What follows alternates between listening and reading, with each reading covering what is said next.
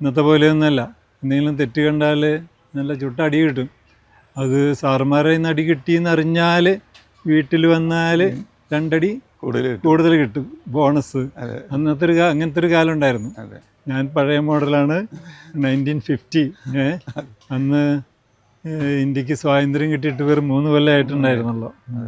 ഞാൻ പലയിടത്തും പറയാറുണ്ട്, ഞാൻ മൂന്നാം ക്ലാസ്സിൽ പഠിക്കുമ്പോഴാണ് ഞങ്ങളുടെ കരയിലേക്ക് ആദ്യമായിട്ട് ഇലക്ട്രിസിറ്റി ലൈൻ വലിക്കുന്നത് തന്നെ. അതുവരയ്ക്ക് മണ്ണെണ്ണ വിളക്കിൻ്റെ കീഴിലിരുന്ന് പഠിക്കാനുള്ള ഭാഗ്യം ഉണ്ടായിട്ടുണ്ട്. ഭാഗ്യം എന്ന് പറയാൻ കാരണം ഞാൻ തന്നെ ഇപ്പോഴത്തെ എന്താ പറയുക, ഇലക്ട്രോണിക്സും അതും കഴിഞ്ഞിട്ട് പിന്നെ IT-യും ഒക്കെ കാണാൻ സാധിച്ചു. പിന്നെ ഇപ്പോൾ AI,